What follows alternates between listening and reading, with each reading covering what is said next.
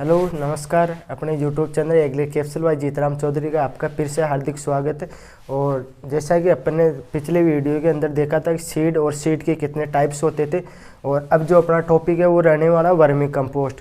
और यहाँ से 100 एक क्वेश्चन आएगा और ये अपना 5-7 मिनट का जो कैप्सूल रहने वाला है। इसके अंदर अपन देखेंगे कि जो अपने वर्मी कंपोस्ट कैसे तैयार की जाती है और इसकी कौन कौन सी प्रजाति पाई जाती है। तो अपन वर्मी कंपोस्ट के बारे में देखेंगे। और जब जिसने भी अभी तक चैनल को अपने यूट्यूब चैनल को सब्सक्राइब नहीं किया, लाइक नहीं किया, शेयर नहीं किया, वो सब लाइक करे, शेयर करे और सब्सक्राइब करे। तो चलो अपन अपने टॉपिक पे आते हैं, देखते हैं कि वर्मी कंपोस्ट क्या होती थी। वर्मी कंपोस्ट नाम से पता चला है, यानी वर्मी और कंपोस्ट, यानी जो केंचुए के द्वारा जो खाद तैयार की जाती है उसे वर्मी कंपोस्ट कहते हैं। और केंचुए के द्वारा कौन कौन सी खाद तैयार की जाती है और इसकी कौन कौन सी प्रजाति पाई जाती है उसके बारे में देखेंगे अपने एक एक। तो इसकी सबसे पहली प्रजाति है एपीजिक। और एपीजिक के बारे में देखते हैं कि एपीजिक जो प्रजाति है इसकी वो कितनी गहराई तक पाई जाती है। तो वो पाई जाती है लगभग 1 मीटर गहराई तक पाई जाती है।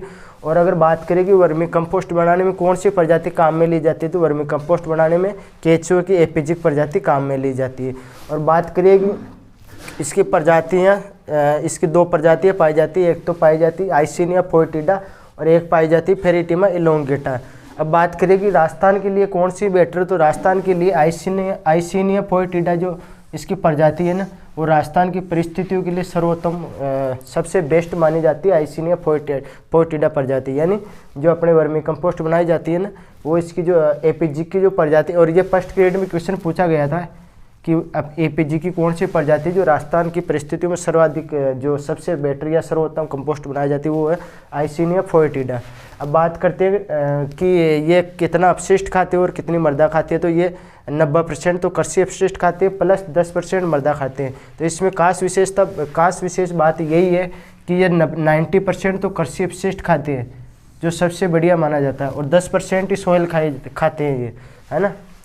अब बात करते हैं कि दूसरी प्रजाति कौन सी, तो इसकी दूसरी प्रजाति इंडोजिक।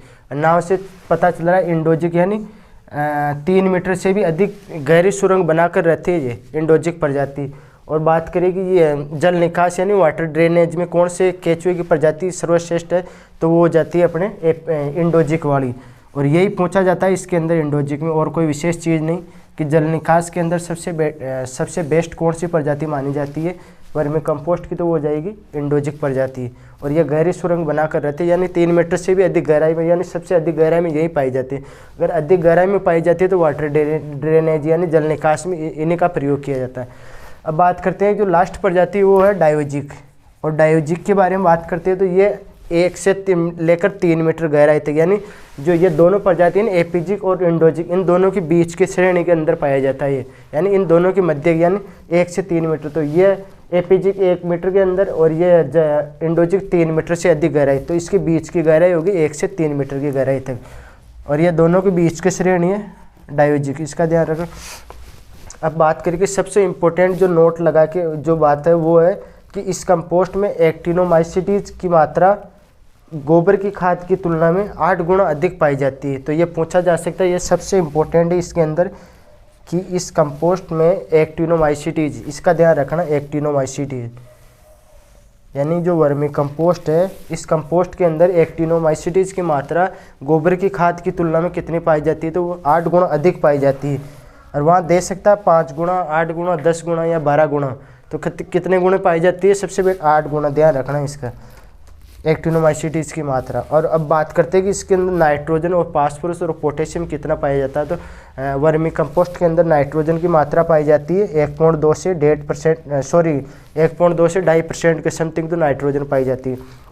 बात करें कि इसके अंदर फास्फोरस कितना पाया जाता है, तो इसमें फास्फोरस पाया जाता है 1.6 से लेकर 1.8% की समथिंग, यानी 1.5 से 2 के समथिंग एवरेज याद रख सकते हो आप।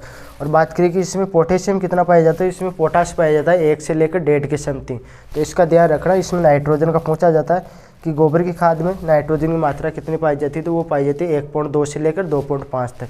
अब बात करें कि इसके अंदर जो वर्मी कंपोस्ट है, इसके अंदर सबसे इम्पोर्टेंट चीज़ है कि इसमें एक हार्मोन पाया जाता है, और उस हार्मोन का क्या नाम, तो उस हार्मोन का नाम ऑक्सिन हार्मोन। और ऑक्सिन हार्मोन की क्या विशेषता है कि ये फसलों के अंदर एक तो क्या करेगा, उनकी वृद्धि को बढ़ाता है, ग्रोथ को बढ़ाता है, और दूसरा चीज़ क्या करेगा, ये ऑक्सिन हार्मोन पौधों के अंदर रोग प्रतिरोधकता यानी रेसिस्टेंट लाता है ये ऑक्सीजन हार्मोन। इसका ध्यान रखना।